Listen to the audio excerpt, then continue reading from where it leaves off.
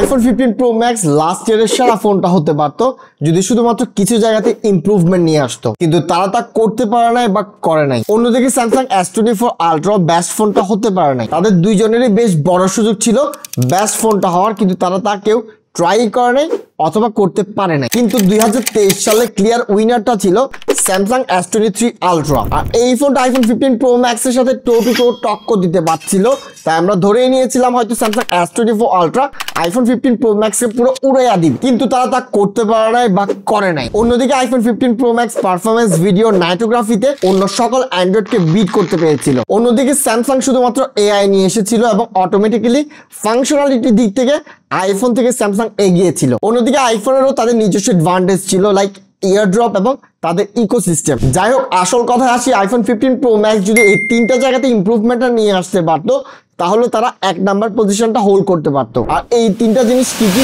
চলেন দেখি। 1 নাম্বার সমস্যা ছিল হিটিং ইস্যু, 2 নাম্বার ছিল ডিউরেবিলিটি এবং 3 নাম্বার ছিল ওপেন ইকোসিস্টেমের অভাব। আর ফাইনালি তারা ধীরে ধীরে তাদের ইকোসিস্টেমটা ওপেন করা শুরু করেছে। আর এই জিনিসটাকে আমরা কপি বলে হাসাহাসি এবং মিম বানালেও দিন শেষে আসলে আমরা এইটাই চেয়েছিলাম, এন্ড দে ডেলিভার্ড। যেমনটা আমরা কাস্টমাইজেশন চেয়েছিলাম এবং এই কাস্টমাইজেশনটা অনেকের কাছে অ্যান্ড্রয়েডের থেকে বেটার ফিল হতে পারে, বা এটা জাস্ট একটা পারসেপশন, যার যেটা ভালো লাগে। তারা এখন অ্যাপল ইন্টেলিজেন্স নিয়ে এসেছে। হ্যাঁ, এআই নামকে তারা পরিবর্তন করে নিজেদের মতো করে অ্যাপল ইন্টেলিজেন্স নাম দিয়েছে এবং এই জিনিসটা নিয়ে আমরা মজা নিতেই পারি, কিন্তু অ্যাপল যে লেভেলের ঘাটতেরা অ্যান্ড্রয়েড যা করে তারা 5-6 বছর পরে করে থাকে, তাই এই জিনিসটা আমরা মানতে হবে যে তারা 1 বছরের সময় নেয় অ্যান্ড্রয়েডের সাথে কপ আপ করতে।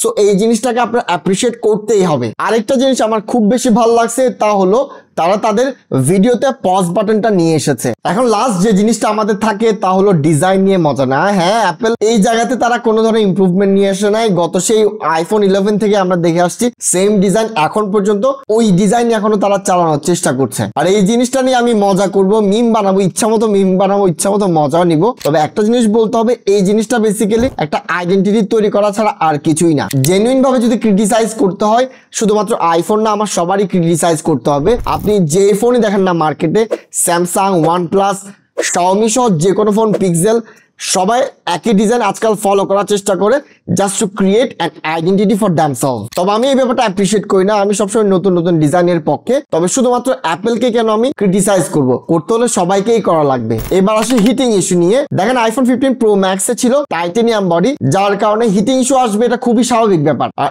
এই জিনিসটা প্রিভেন্ট করার জন্য তারা কোনো ধরনের প্রিকশন নিয়েই রাখে নাই। ফলাফল হিটিং ইস্যু নিয়ে ব্যাপক সমালোচনা। যদিও বা আপডেট দিয়ে তারা কিছুটা সমাধান সলভ করার চেষ্টা করেছিল, কিন্তু হার্ডওয়্যার ইস্যু কোনোভাবে সফটওয়্যার দিয়ে সলভ করা পসিবল না। আর এইটা ছিল তাদের খুব বাজে একটা মুভ। আমি এখনই আপনাদেরকে একটা ভবিষ্যৎবাণী করছি, তা হলো আইফোন 13 প্রো ম্যাক্সে যে ডিসপ্লে ইস্যু আমরা দেখছি, আইফোন 15 প্রো ম্যাক্সে আর কিছুদিন পর আরো অনেক বেশি আকারে দেখতে পাবো আমরা। তবে ভালো ব্যাপার হলো অ্যাপল তাদের আইফোন 16 লাইন আপে এই জিনিসটাকে অ্যাড্রেস করেছে। তারা একটা থার্মাল স্ট্রাকচার তৈরি করেছে আইফোন 16 লাইন আপে, যার কারণে তারা দাবি করছে আগের চেয়ে 13% বেশি ভালো পারফরমেন্স এই ফোনটা ডেলিভার করতে পারবে। তারপর প্রো মডেলে ব্যাটারিতে গ্রাফাইন শিট ব্যবহার করেছে, যার কারণে আগের চেয়ে আমরা হিট ম্যানেজমেন্টটা 20% বেশি পাবো। আর তারা যে জিনিসটা দাবি করছে এটা যদি সত্যি হয়ে থাকে, তাহলে আইফোনে অনেক বড় একটা সমস্যা আইফোন 16 সিরিজে সমাধান হতে যাচ্ছে। এখন আসলে কতটা সত্য কতটা কি এই জিনিসটা আমরা জানতে পারবো আইফোন 16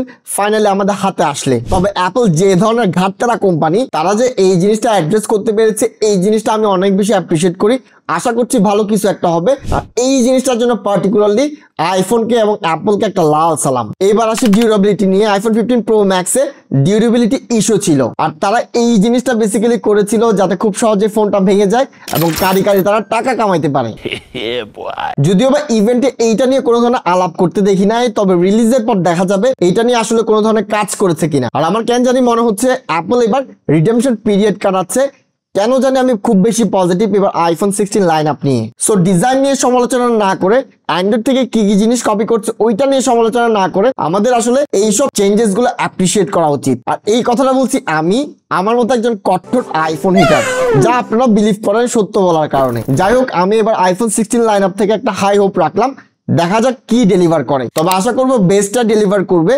আইফোন যদি ভালো এবং সেরা একটা ফোন ডেলিভার করে, আমরা সেম ভাবে স্যামসাং S25 এও খুব ভালো একটা ফোন দেখতে পাবো। আর স্যামসাং, অ্যাপল এরাই যদি সেরা ফোনগুলো বানানো শুরু করে, আলটিমেটলি লাভটা আমাদের হবে অ্যাজ এ কাস্টমার। যাই হোক, ভিডিও এখানেই শেষ করলাম। ভিডিও ভালো লেগে থাকলে লাইক শেয়ার কমেন্ট সাবস্ক্রাইব করে পাশে থাকবেন। ধন্যবাদ।